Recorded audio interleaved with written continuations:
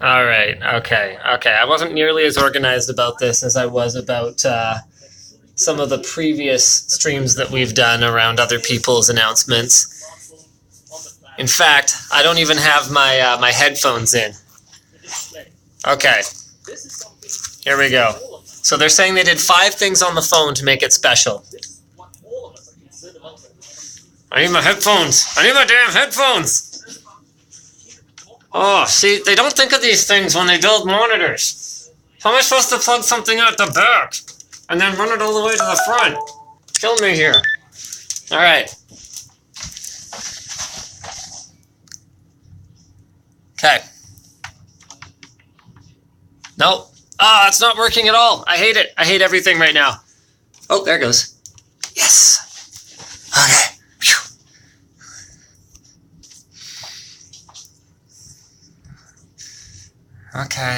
Okay. It's designed specifically for gamers, specifically for entertainment. Ultra motion display. Okay, so I don't know what world's first 120 Hz ultra motion display means. But remember, this is the same live stream where Razer is talking about how they are the #1 gamer-specific currency in Southeast Asia. So there's been a lot of qualifiers in this stream, okay? So they're saying, okay, yeah, there's less blur. Okay, so that's fair. So it can be the first 120 Hz ultra motion display if that is a Razer-specific branding thing. For those of you looking for the link, it's streaming on YouTube right now, but I'm giving you guys the update here though. Keep it tuned in right here. They didn't even invite me to this. Not that I think about it. That's interesting. Huh. Okay.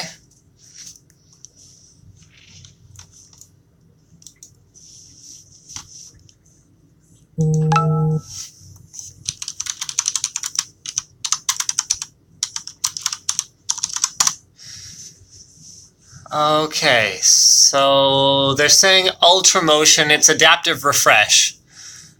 Okay, once again, I'm not sure. They're comparing it to G-Sync, but I'm not sure how they're saying this is the first, because Apple already did this on the most recent iPad Pro. Okay. I don't know why the entire chat is going rip Apple, because, yeah. Okay. We built it with Qualcomm. It's the smoothest mobile experience on a screen.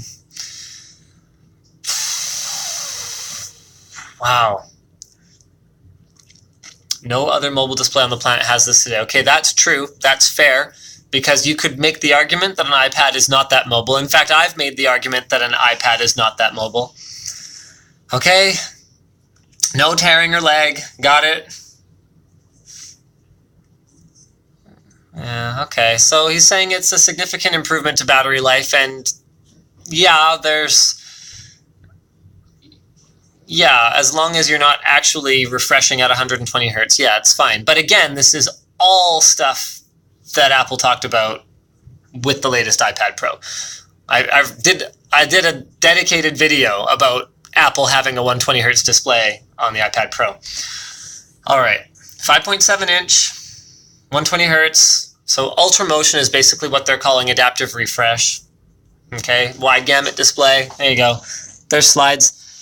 Oh man, I like Min, but he needs to script these things a little bit more. He's doing a lot of, like, it's great. It's great. You know what? It's great. It's perfect. It's great. It's taking a very long time to get through this. Okay, it's Quad HD, and it's provided by probably Sharp, I'm guessing. We worked with who we trusted. Yeah, Sharp IGZA. Okay.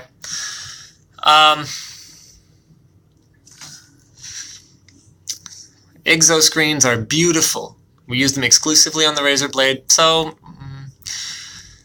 they provide the perfect pixel density, and it just looks great. And it, oh man, oh, okay, it's kind of endless, man. Okay, so to be clear, IGZO is like a panel technology. It doesn't necessarily mean that it has the greatest color or the greatest pixel response times or anything like that. The 3200 by 1800 display on the all but the most recent Razer blade is nothing special at this point. With that said, the one on the updated 4K blade is a lot better. Okay, so thing number 2 that makes this for gamers is apparently audio. So I'm guessing it has a headphone jack. What we've done for the... Oh man, it's endless. What we've done, and this is the first time ever, no one's ever done this. It's like, yes, those are both the same thing.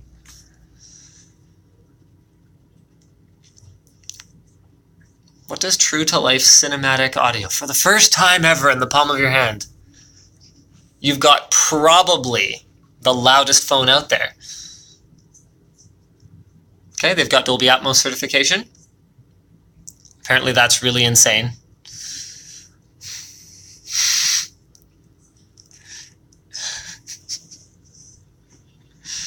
And it's the world's first phone that's certified by THX. I called this so hard yesterday.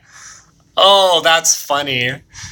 So, they mentioned during this stream, they mentioned their acquisitions of Ouya and Nextbit. What they forgot to mention was their acquisition of THX when they talked about being the first phone with THX certification. They own THX. So this move has a couple of benefits for them. Number one is it adds some credibility to this phone. Oh, it's THX certified. And number two is it puts pressure on other phone makers to pay them for THX certifications. Okay, so it has dual dedicated amplifiers, dual front-facing speakers, and then they put in powered by Dolby Atmos. Again, that was already in there. It's interesting that the speakers are Dolby Atmos. I can't think of a very compelling reason to run... It's got a 24-bit DAC. Just think about it. I don't have to think about it. It's a 24-bit DAC. That's not, that doesn't necessarily mean anything.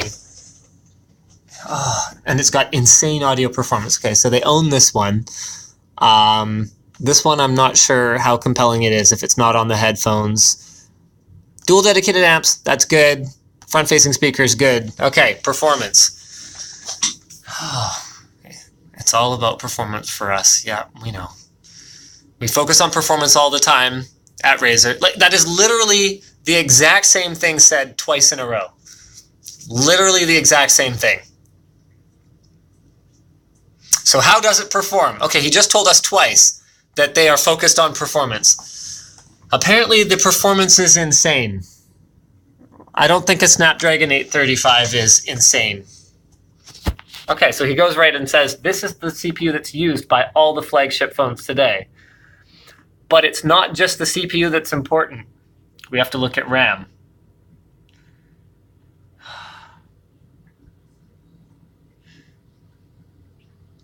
Oh boy. Okay, they decided how much RAM does a gamer need by looking at all the other phones out there.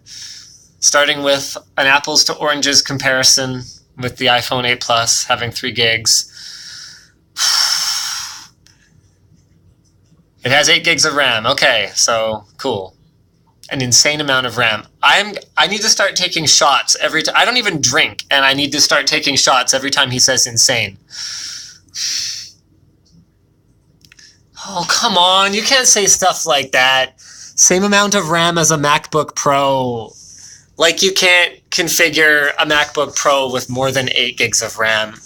That is so meaningless. Oh, man. Okay, and they benchmarked it against the S8 Plus. And it outperformed it tremendously. So, that looks like... First of all, I would really like to know if that's Exynos or if that's Snapdragon 835. Insane performance. Okay, so that is better performance in particularly the graphics benches. Okay. So they worked their Razer Blade engineers doubly hard, apparently.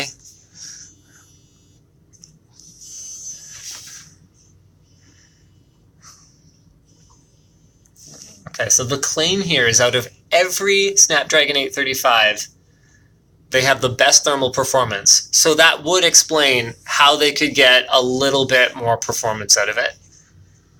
But what we haven't been told yet is how big is it.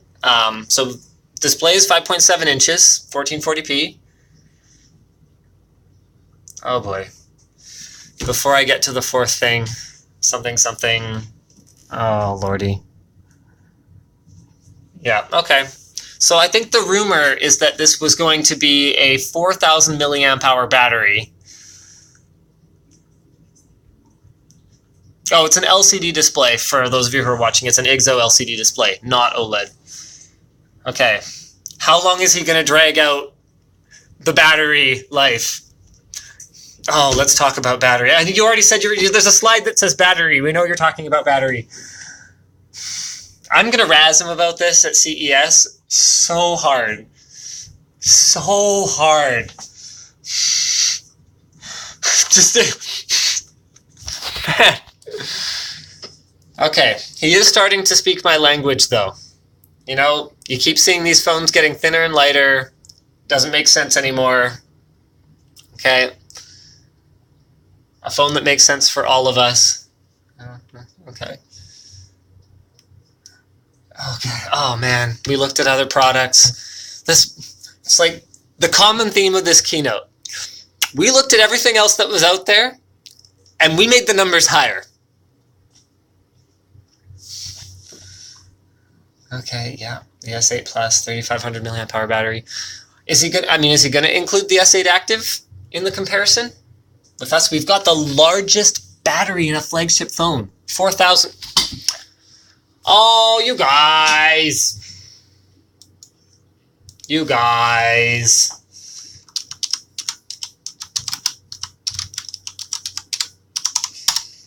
Okay. Hold on, let me just double check. I don't want to say anything dumb, but I'm pretty sure the S8 Active has a 4,000 milliamp hour battery as well. Could be wrong. I could be wrong. I wasn't wrong. I was right. It's right there. 4,000 milliamp hour batteries. S8 Active. Oh, and the number every time he says, just think about it. I'm going to sit down for my meeting with him at CES. If he shows up, I don't know if he's going to want to talk to me. I'm going to sit there and I'm going to be like, I'm going to talk to you about our meeting agenda. The next topic is going to be our meeting agenda. Okay? It's going to be great. It's insane. This meeting's going to be insane. Okay, so 7 hours of gaming on one charge. They've got support for Qualcomm Quick Charge Plus. Apparently they're going to be the first to launch with it. Okay. Cool. That's pretty cool. I just realized there are more people watching my stream right now than the Razer stream. That's funny. Check this out. 15,000. Apparently there's 16,000 watching this one. So 0 to 85% in 1 hour. Wow. That's impressive. If they're smart, they'll be launching a battery bank to go along with it. I'm sure the attach rate would be pretty high. Because even 7 hours of gaming is not all the hours of the day gaming. And you got to do other stuff too, right? Oh, apparently they have 19,000 on Twitch. Okay, so I'm still losing. All right, number 5, camera. Now he's sitting here making toaster jokes. He didn't even acknowledge our toaster unboxing. Oh, the camera performance is amazing. I'm surprised it's not insane. I'm waiting for an insane. Now he goes, now what kind of camera does it have? Dual 12 megapixel, which tells us absolutely nothing. a wide angle and a telephoto, which would be the most sensible dual camera configuration. And seamless zoom with image fusion. Oh boy. So, it sounds like what they're saying is that you will actually be able, instead of switching between the two cameras, you will actually be able to optically sort of zoom between them by figuring out between the two images and something. If the processing on this, he just said perfect image. So you heard it here first. Perfect.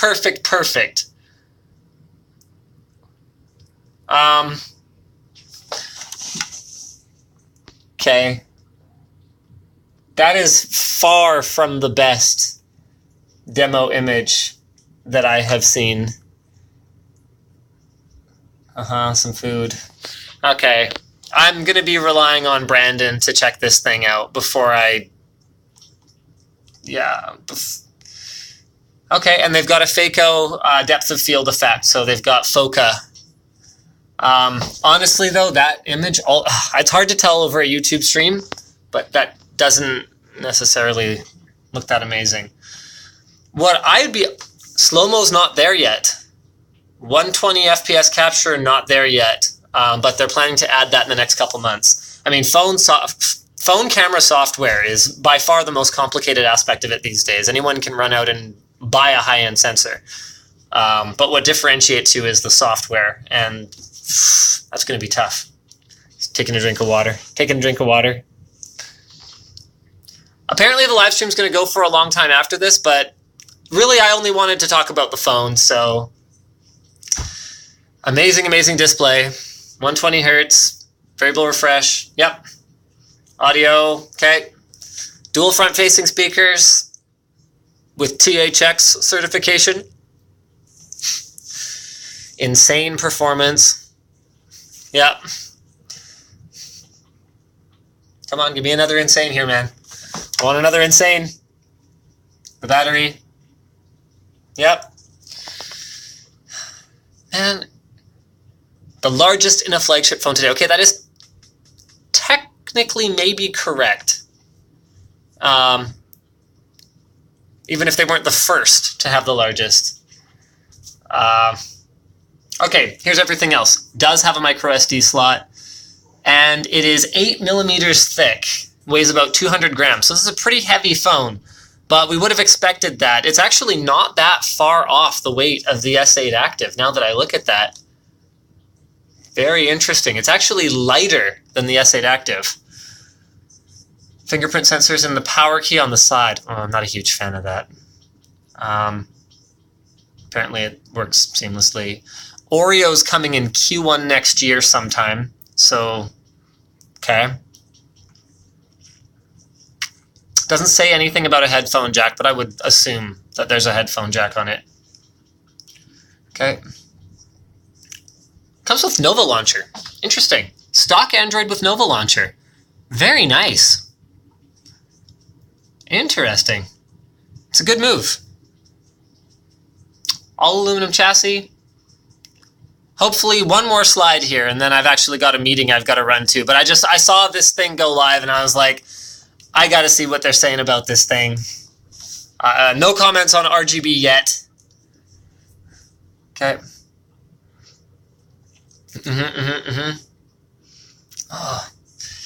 Oh man.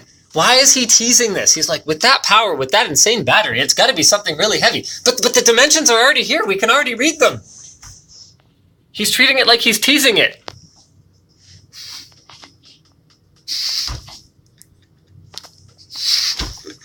Come on!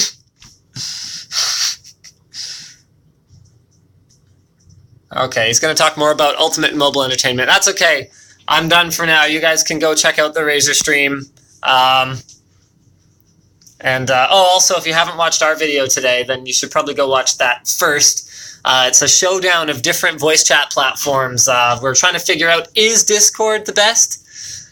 And the answer is, well, actually, it looks that way, but, we don't want to spoil anything. Let's go. Okay, and I'm not going to tune out just yet. They're about to show it to us. They're going to have a fancy sizzle trailer here. Okay, they're playing it. Let's stick around for this. Okay, here it is. You guys can watch in Lamo Vision. Okay, here. Oh man, the screen's just oh wow. Okay. I always get a kick out of product videos where you can't really see the product. I guess that they're teasing me.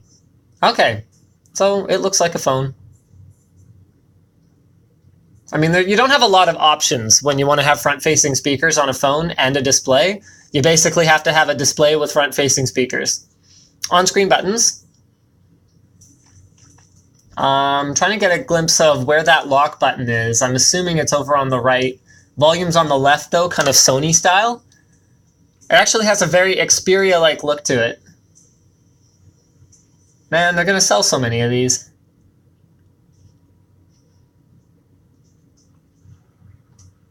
Was that a Min cameo? I couldn't quite tell.